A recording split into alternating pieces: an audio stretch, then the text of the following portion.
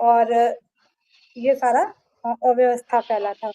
उसके बाद आयोग की तरफ से पहले तो इस चीज़ को नकारा गया, उसके बाद ये हुआ कि हाँ, वहाँ पे इन तरह का दिक्कत वगैरह आया है और उसके बाद हम केवल बापू परीक्षा परिषद का एग्जामिनेशन कैंसिल करेंगे। तो बात यहाँ पर केवल एक सेंटर की नहीं हो रही थी सर, वो एक सेंटर पे टोटल 18,000 अभ्यर्थी देंगे, ठीक है? और वो 18,000 अभ्यर्थी अगर यदि बात कीजिएगा तो 23-24 सेंटर के लगभग बराबर होगा, ऑन एन एवरेज अगर निकाल करके चलते हैं तो काउंट किया जाए। केवल उसको एक सेंटर मान करके केवल उसी सेंटर का एग्जाम लेना ये उचित नहीं लग रहा था, मतलब अभ्यर्थियों को। और साथ ही साथ ये भी बात हो रही थी कि पहले आयोग के तरफ से ये बात एक बार प्रोटेस्ट में डिक्लेयर कर दिया गया कि नॉर्मलाइजेशन की प्रक्रिया लागू नहीं होगी, ठीक है? लेकिन अब क्या कि अगर यदि 18,000 विद्यार्थी अलग से एग्जाम देंगे तो उनका क्वेश्चन अलग होगा, उनके क्वेश्चन का लेवल थोड़ा डिफर करेगा, या तो हल्का होगा या तो भारी होगा।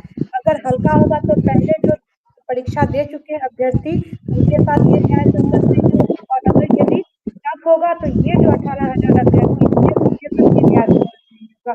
तो कुल मिलाकर जो टोटल अभ्यर्थी है वो इसी पक्ष में है कि परीक्षा जो है पुनः करवाई जाए और बिल्कुल फेयरली करवाई जाए। परीक्षा दोबारा करवाई जाए। लेकिन कल रात में क्या कुछ हुआ, सौरभ भी हमारे साथ जुड़ गए हैं, छात्र नेता है। सौरभ के पास चलेंगे। सौरभ, आपके पीछे से आवाजें बहुत आ रही है इस समय, मुझे लगता है आप गर्दनी बाग में हैं जहां पर प्रदर्शन चल रहा है। कल रात में वाटर कैनन का इस्तेमाल किया गया, लाठी चार्ज की गई, और क्या कुछ हुआ और इस समय मौके पर हालात क्या है? सबसे पहले आपको धन्यवाद सर।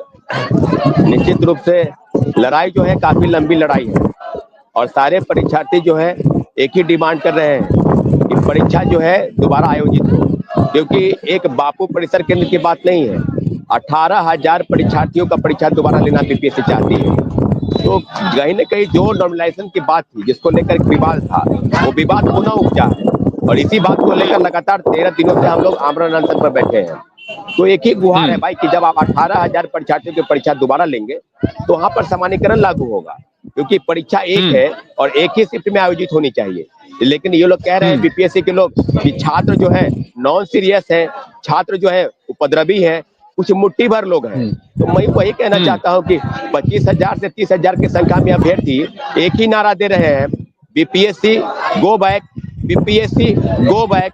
रवि परमार तुम चोर हो, BPSC go back, re exam कराना होगा, री एग्जाम कराना होगा। और गर्दनीबाग धरना स्थल से एक ही मांग है कि मुख्यमंत्री जी हस्तक्षेप करें, क्योंकि लाठी का जो दर्द है सर ये पूरा भारत देख रहा है और एक बार नहीं, एक ही आंदोलन में 3 बार लाठी चार्ज हुआ है। तो आखिर हम लोग किससे मिलने जाए? न सरकार के कोई प्रतिनिधि अभी तक मिलने आए हैं, न बीपीएससी के लोग छात्रों को उपद्रवी तत्व करार दे रहे हैं। तो मुझे लगता है कि संवाद स्थापित हम लोग करना चाहते हैं, हम लोग मुख्यमंत्री जी से मिलना चाहते हैं कि अगर मुख्यमंत्री जी कह दे कि आप लोग की डिमांड जो है गलत है, आप लोग की डिमांड जो है नाजायज है, तो हम लोग आमरण अनशन और धरने को समाप्त कर देंगे। लेकिन यही जो बात है, जो खेल चल रहा है बीपीएससी के अंदर, उसी बात को लेकर लड़ाई है। 2035 पद है बीपीएससी में इस बार परीक्षा में और उसको बेचने की तैयारी चल रही है। तो छात्र जो है अब हम लोग पीछे हटने को तैयार नहीं है। पूरा देश शर्मसार हो चुका है। आप लाठी के दम पर, आप गोली के दम पर क्या व्यवस्था को बदलना चाहते हैं? क्या हमारी आवाज सरकार तक नहीं जाएगी? क्या हम लोग किसके पास जाए? आखिर 11 दिन तक हम लोग बैठे रहे और हम लोगों ने अल्टीमेटम दे रखा था कि एक बातचीत तो हो जाए कम से कम, लेकिन नहीं। छात्रों की आवाज को आप लाठी के दम पर झुकाना चाहते हैं, तो उनको भी हम आश्वस्त करा दें। एक बहुत बड़ा आंदोलन कल के बाद से पूरे बिहार ही नहीं पूरे देश में दिखाई देगा, क्योंकि लाठी के दम पर छात्र पीछे नहीं हटेंगे। एक ही नारा है री एग्जाम, एक ही नारा है री एग्जाम आपको कराना होगा और हम लोग किसी भी हाल में पीछे हटने को तैयार नहीं है। तो अभी जो आंदोलन चल रहा है यह केवल पटना में चल रहा है या बिहार के अलग अलग हिस्सों में आप लोग आंदोलन कर रहे हैं? गर्दनीबाग धरना स्थल पर हजारों की संख्या में अभ्यर्थी दिन रात, आज 13वां दिन है। इसके अलावा कई जिलों में आंदोलन चल रहे हैं, पुतला दहन हो रहा है, कई जगह पर डीएम का कार्यालय घेराव हो रहा है। आज जो है कई राजनीतिक दल के नेता जो है ट्रेन रोक रहे हैं। मुझे लगता है कि कई चीजें हो रही है, लेकिन आखिर फैसला सरकार को करना है, माननीय मुख्यमंत्री जी को फैसला करना है कि छात्र हित में आपने पहले भी फैसले किए हैं। तो एक बार क्या दिक्कत है कि परीक्षार्थी दोबारा परीक्षा देना चाहते हैं, इसमें आपको दिक्कत क्या है? क्योंकि विश्वास बीपीएससी के ऊपर से उठ गया है। जो बीपीएससी के चेयरमैन खुद भ्रष्टाचार के आरोप में कई आरोप उन पर लगे हैं, कई चार्जेज उन पर लगे हैं, उन्होंने गबन चोरी और कई तरह की चीजें उन पर मढ़ी हुई है। तो ऐसे चेयरमैन पर कैसे भरोसा कर ले कि उनके रहते हुए फेयर तरीके से परीक्षा जो है आयोजित होगी। इसी बात को लेकर विवाद है कि हम लोग बीपीएससी के चेयरमैन को हटाने के लिए को लेकर और सभी 912 केंद्रों पर पुनः परीक्षा आयोजित हो 17वीं सिविल सेवा पीटी परीक्षा, इस बात को लेकर हम लोग बैठे हैं। और तीसरी जो लड़ाई है, ग्रुप डी लेवल का प्रश्न पत्र आपने तैयार किया है। क्या बीपीएससी अधिकारियों की बात करती है, एसडीएम और डीएसपी की नियुक्ति करती है, और आप गैंगमैन और ट्रैकमैन जैसे पद को लेकर जिस प्रकार से प्रश्न पत्र तैयार कर रहे हैं, तो इस प्रकार की चीजें बिल्कुल सामान्य है। खेल जो है वो चल रहा है। क्या राजा का बेटा ही राजा बनेगा? क्या अधिकारी का बेटा ही अधिकारी बनेगा? गरीब किसान और मजदूर के बच्चे क्या अधिकारी नहीं बनेंगे? इस लड़ाई इस बात को लेकर है, और हजारों की संख्या में अभ्यर्थी एक ही बात डिमांड कर रहे हैं कि हम लोगों की परीक्षा जो है पुनः आयोजित हो, मुख्यमंत्री जी हस्तक्षेप करे, मुख्यमंत्री जी निर्णय करे, छात्र हित में निर्णय हो। इसी बात को लेकर हम लोग लड़ाई लड़ रहे हैं, और लड़ाई निश्चित रूप से शांतिपूर्वक है, कोई हिंसात्मक की बात नहीं है। लेकिन लाठीचार्ज होना पूरे देश को शर्मसार करता है कि व्यवस्था ऐसी बनी है कि लाठी के दम पर आपकी आवाज को दबा दिया जाएगा। लेकिन इसके बावजूद भी हम लोग पीछे नहीं हटेंगे। हम लोग की एक ही डिमांड है, री एग्जाम, री एग्जाम, री एग्जाम। अनुपम जी भी हमारे साथ हैं। अनुपम जी, कल क्या हालात हो गए थे उस समय जिस समय वाटर कैनन का इस्तेमाल करना पड़ गया था? सर ऐसा हुआ था कि कल जब जेपी गोलंबर के पास सभी लोग पहुंचे थे, तो उस दौरान पुलिस प्रशासन की तरफ से एक अनाउंसमेंट हो रहा था कि आप लोग चीफ सेक्रेटरी से मिलने के लिए 5 लोग आप लोग चलें। लेकिन ऐसा है कि अब इतना ज्यादा अविश्वास बढ़ चुका है सभी के प्रति कि जितने भी अभ्यर्थी हैं उनके द्वारा एक सुर में कहा गया कि जी नहीं, हम नहीं जाएंगे, हमें मिलना है, मिलेगा, नहीं मिलना है। इसके बाद ऐसा हुआ कि जो पुलिस प्रशासन की तरफ से वाटर कैनन जो है वो स्टार्ट किया गया, और कुछ लड़के फिर भी खड़े होकर के जनगण मन स्टार्ट कर दिए। उसके बाद कुछ लोग हाथ जोड़ करके बैठे रहे वहां पर कि भाई पर इतना अत्याचार मत करो, हम आपसे अनुनय विनय कर रहे हैं, हमें छोड़ दिया जाए। लेकिन उसके बावजूद भी वहां पर पुलिस प्रशासन की तरफ से लड़कों को लड़कियों को घसीट घसीट करके लिया गया। हमारी साथी है प्रियंका झा उनका नाम है, उनका तो कपड़ा भी फटा, फिर ऊपर से घसीटा गया, गाली गलौज जैसा शब्द। इस तरीके से बहुत ज्यादा कल भयावह वाला स्थिति था। टीचर्स जो वहाँ पर हमें लीड कर रहे थे उनके साथ भी अभद्रता की गई, उनको भी घसीटा जा रहा था, सभी बच्चे उन्हें पकड़ कर बैठे हुए थे। उसके बाद है ना, एक हमारा एक और साथी है, उसका तो पूरा कपड़ा ही फाड़ दिया गया था, और फिर भी उसको लाठी से बहुत तेज लगा। मतलब ऐसे बहुत सारे लोग थे जहाँ पे बर्बरतापूर्ण जो है लाठी चार्ज नहीं, किया लेकिन गया। पुलिस प्रशासन की तरफ से जब आप शांतिपूर्ण धरना प्रदर्शन कर रहे हैं, वो आपका अधिकार है, वो हक है, ये हक हमें हमारा संविधान देता है। तो शांतिपूर्ण अगर कोई धरना प्रदर्शन कर रहा है तो फिर लाठीचार्ज या वाटर कैनन का इस्तेमाल कैसे? आप कहीं पर भी किसी भी सोशल मीडिया पे आपको एक भी ऐसा वीडियो नहीं मिलेगा सर जहाँ पर ये पता चल रहा है कि बच्चे जो हैं या हमारे जितने भी साथी हैं, चाहे वो लड़कियां हो या लड़के हों, उनके तरफ से कोई भी हिंसात्मक व्यवहार किया गया है, ना ही अपशब्द का प्रयोग किया गया है।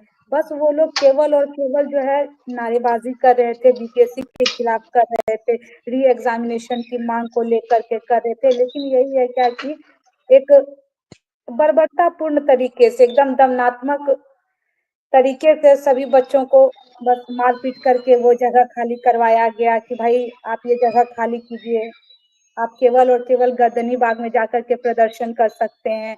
और गर्दनी बाग का ऐसा हाल है कि वहां से सत्ता पक्ष के कोई भी आज तक एक लोग सुध लेने के लिए नहीं आए कि हम क्या चाह रहे हैं, हमारी मांगे क्या है, हमें वहाँ किन लेकिन दिक्कतों का सामना करना है। सरकार की तरफ से आप लोगों ने बात की होगी, लाठीचार्ज करने की नौबत क्यों आई? क्या कह रहे थे पुलिस वाले जब लाठियां चला रहे थे? मैं इसका जवाब सौरभ से पुलिस लेना वालों का चाहूंगा। एक ही अनुपम आप बोल लीजिए, फिर मैं सौरभ के पास जाऊंगा। जी अनुपम, आप बताइए। जी, पुलिस वालों की तरफ से बार-बार यही कहा जा रहा था कि आपको इसकी अनुमति नहीं है, आपको इसकी अनुमति नहीं है, आप नहीं कर सकते हैं, आप नहीं कर सकते हैं। और जब बच्चे फिर भी उनसे अनुनय विनय हाथ जोड़कर कर रहे थे कि साहब हमें हमारी मांगों को सरकार के सामने लाना है, हमें उनसे मिलने के लिए आप व्यवस्था कर दीजिए, हमें मुख्यमंत्री जी से मिलना है। तो बच्चे इस जिद पर अड़े हुए थे और प्रशासन ये थी क्या कि आपको इसका इजाजत नहीं है, आप यहाँ खाली करें, और वही खाली कराने के दौरान में उन्होंने बल का प्रयोग किया लाठी था। चार्ज किया। सौरभ, जी अमूमन जब इस तरह के आंदोलन होते हैं तो चूंकि मैंने एक लंबा लगभग 20 सालों से मैं इस तरह के आंदोलन वगैरह चीजों को कवर करता आया हूं, 20 साल हो गए मुझे सुप्रीम कोर्ट ही कवर करते हुए। तो इसमें एक प्रतिनिधि मंडल होता है। अमूमन सरकार की तरफ से कोशिश ये की जाती है कि 5 छात्रों का या 10 छात्रों का एक प्रतिनिधि मंडल जो प्रदर्शनकारी छात्र हैं उनके साथ सरकार के जो लोग हैं वो बैठे, चाहे मंत्री हो चाहे आला अधिकारी हो, और इस पूरी समस्या से निजात पाए या फिर इस पूरी समस्या का एक सॉल्यूशन एक मंच पर सबको लेकर आए। क्या राज्य सरकार की तरफ से ऐसी कोई कोशिश की गई क्या?